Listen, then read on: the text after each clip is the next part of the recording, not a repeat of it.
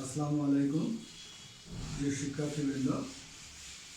আমি আমার ধারাবাহিক ক্লাসে আজকে দ্বাদশ শ্রেণীর বাংলা বানানের পরবর্তী প্রশ্ন নিয়ে তোমাদের সামনে উপস্থিত হয়েছি। আশা করি সবাই সুস্থ আছো, ভালো আছো। আমরা বাংলা বানানের বেশ কয়েকটি ক্লাস ইতিপূর্বে তোমাদের উদ্দেশ্যে প্রেরণ করেছি। আজকে আমরা আরেকটি প্রশ্নের আলোচনা তোমাদের সামনে শুরু করব এবং অতি গুরুত্বপূর্ণ একটি প্রশ্ন। সেটি হচ্ছে নত্যবিধান। নত্যবিধান অর্থাৎ বাংলা বানানের ক্ষেত্রে কোথায় দন্তান্ন ব্যবহার না হয়ে মূর্ধন্য ব্যবহার হবে সেটির নিয়ম আমি আজকে তোমাদের সামনে তুলে ধরবো। তো প্রথমে আমি বলছি নত্যবিধান কাকে বলে। মূলত যে নিয়মে বা যে বিধানে দন্তান্নের জায়গায় মূর্ধন্য আসে, অর্থাৎ দন্তান্নের পরিবর্তে মূর্ধন্য ব্যবহৃত হয়, তাকে আমরা বলি হচ্ছে নত্যবিধান। তাকে আমরা বলবো নত্যবিধান। এই নত্যবিধানের কয়েকটি নিয়ম আমি তোমাদের অবগতির জন্য বা তোমার জানার জন্য এখানে তুলে ধরলাম।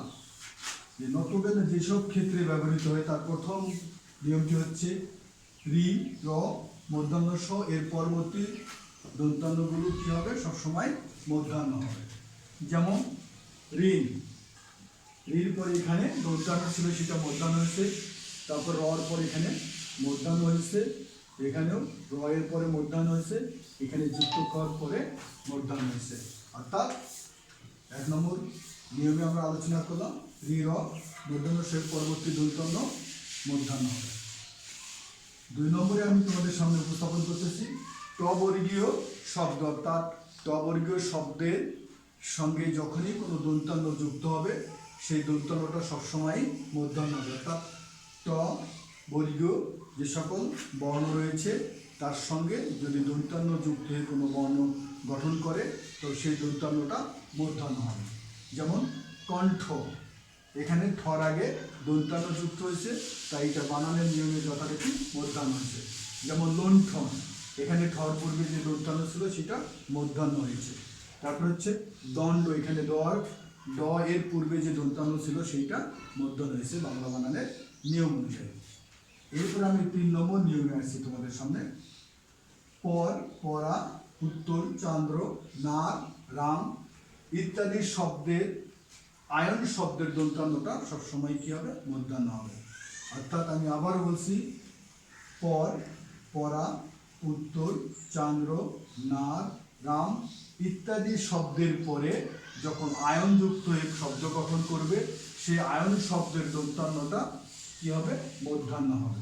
যেমন উদাহরণগুলো খেয়াল করো।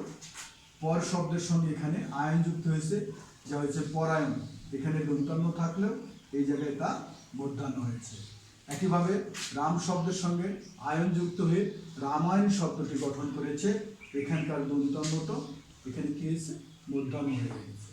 একইভাবে উত্তর শব্দের সঙ্গে আয়ন যোগ হয়ে উত্তরায়ণ শব্দটি গঠিত করেছে, এখানকার দন্তান্ন আয়ন শব্দের দন্তান্ন দিয়ে এখানে মূর্ধন্য হয়েছে।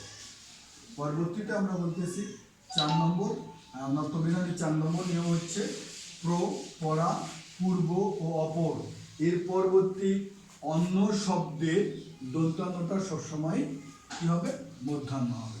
আবারও বলছি, প্র, পরা, পূর্ব ও অপর এর পরবর্তী অন্য শব্দটি যুক্ত হওয়ার যে দন্তান্নটি ছিল সেটি কী হবে, মূর্ধন্য হবে। যেমন পূর্বাহ্ন, যেমন পূর্বাহ্ন, যেমন অপরাহ্ন, এখানে মূর্ধন্য হয়েছে। এবং সর্বশেষ যে নিয়মটি নত্যবিধানের পঞ্চম যে নিয়মটি তোমাদের সঙ্গে তুলে ধরছি সেটি হচ্ছে আমরা কতিপয় শব্দ পাবো যে শব্দগুলোকে স্বাভাবিকভাবে মূর্ধন্য হবে।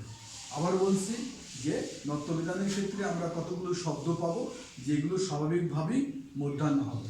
যেমন কল্যাণ, যেমন গণিত, যেমন পণ্য, যেমন গণ। অর্থাৎ এ সমস্ত শব্দের যে মূর্ধন্যগুলো এসেছে এগুলো স্বভাবতই এসেছে, সাধারণত কোনো নিয়ম না, এগুলোতে স্বাভাবিকভাবে সর্বক্ষেত্রে এগুলোতে স্বাভাবিকভাবে কী হয়, মূর্ধন্য হয়। তো প্রিয় শিক্ষার্থীবৃন্দ, আমরা ইতিপূর্বেও বাংলা বানানের কয়েকটি প্রশ্ন আলোচনা করছি। আজকে আমি তোমাদের নত্যবিধানের কাকে বলে এবং নত্যবিধানের কয়েকটি নিয়ম তোমাদের সামনে তুলে ধরলাম। আশা করি তোমরা অবশ্যই আজকের এই ক্লাস থেকে উপকৃত হবে এবং তোমাদের প্রতি পরামর্শ, তোমরা অবশ্যই বাসায় পড়াশোনা চালিয়ে যাবে। আমাদের এই আলোচ্য ক্লাসের সঙ্গে তোমরা তোমাদের প্রদত্ত বই থেকে এই আলোচনাগুলো মিলিয়ে নিবে এবং বাসাতে অবশ্যই নিয়মিত পড়াশোনা করবে, তাহলে তোমরা আরও বেশি উপকৃত হবে। পরিশেষে আমি আজকের মতো আমার ক্লাস শেষ করছি। তোমরা সবাই সুস্থ থাকো, সামাজিক দূরত্ব ও বিধিনিষেধ মেনে চলো। করোনার কালে প্রয়োজন না হলে কেউ বাসার বাইরে যাবে না এবং মাস্ক ছাড়া কেউ বাসার বাইরে যাবে না। সবাই ভালো থাকিও। আসসালামু আলাইকুম। আল্লাহ হাফেজ।